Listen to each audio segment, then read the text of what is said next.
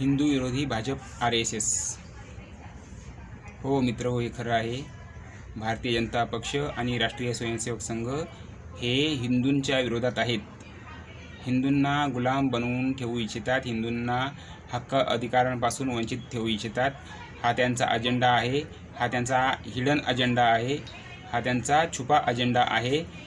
त्यामुळे आपल्या हिंदू बांधवांना माझी विनंती आहे की भाजपामधून बाहेर पडा, RSS मधून बाहेर पडा आणि ज्या ज्या ब्राह्मणांच्या संघटना असतील त्या संघटनांमधून बाहेर पडा।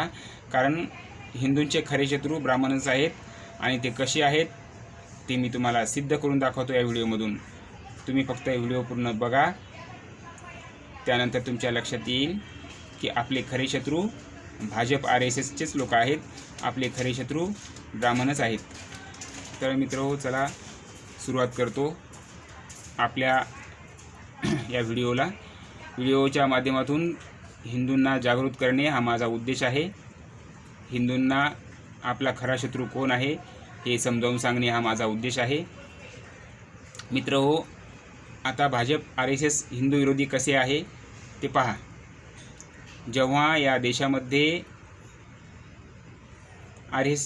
RSSची स्थापना झाली 1925ला आणि नंतर जनसंघाचाच भाजप झाला, म्हणजे RSSनेच भाजप संघटनासुद्धा स्थापन केली, ऑफशूट विंग आहे त्यांचं।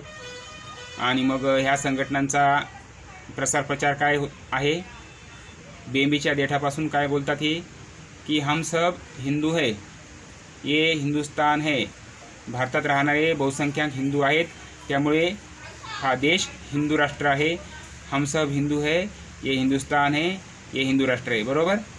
मग सगळे हिंदू आहेत आणि हे हिंदू राष्ट्र आहे।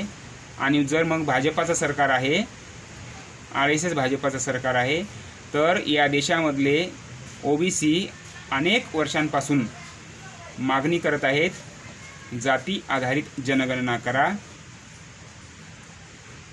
आणि जिसकी जितनी संख्या भारी उसकी उतनी हिस्सेदारी लागू करा।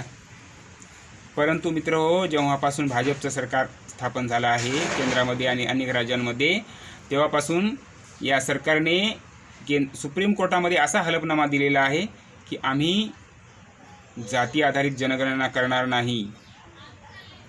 यावरून सिद्ध होत आहे की भारतीय जनता पक्ष आणि राष्ट्रीय स्वयंसेवक संघ हिंदू विरोधी आहे।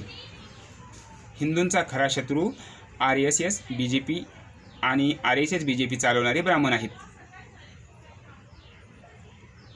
आता कसे आहेत ते पहा। बेंबीच्या देठापासून RSS भाजपवाले सांगतात हम सब हिंदू है, हिंदुस्तान है, ये हिंदू राष्ट्र है। परंतु जेव्हा हिंदू जाती आधारित जनगणनेची मागणी करतात तेव्हा हे भाजप सरकार विरोध करतो, जाती आधारित जनगणना करत नाही। जेव्हा शेतकऱ्यांच्या जमिनी सरकारने अधिग्रहित केलेल्या आहेत, तेव्हा शेतकरी त्यांच्या अधिग्रहित केलेल्या जमिनीचा मोबदला मागतात, तेव्हाही त्यांना मोबदला द्यायला तयार नाहीत। जेव्हा शेतकरी कर्जमाफी मागतात, तेव्हा हे भाजप सरकार शेतकऱ्यांना कर्जमाफी करायला तयार नाही आहे। करोडो रुपये उद्योगपतींचे माफ केले जातात, परंतु शेतकऱ्यांचं कर्ज माफ केलं जात नाही। शेतकरी आपल्या कृषी मालाला हमीभाव मिळावा म्हणून मागणी करतात, MSP गॅरंटीची मागणी करतात, तेव्हा ही भाजप सरकार शेतकऱ्यांना MSP गॅरंटी द्यायला तयार नाही आहे।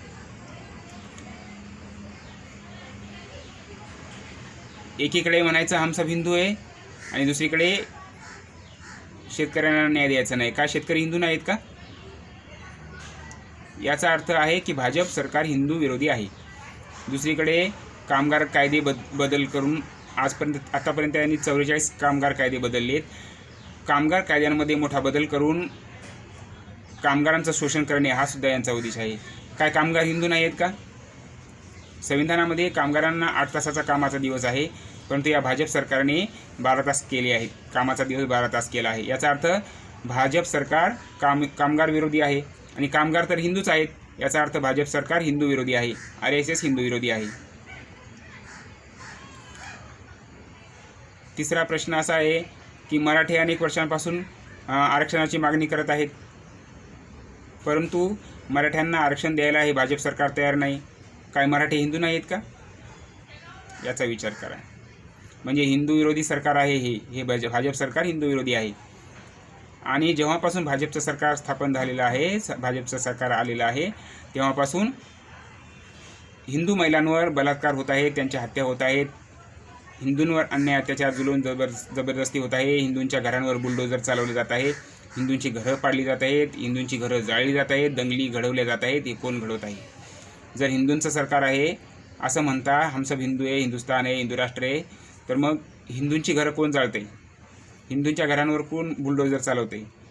हिंदू महिलांवर कोण बलात्कार करते?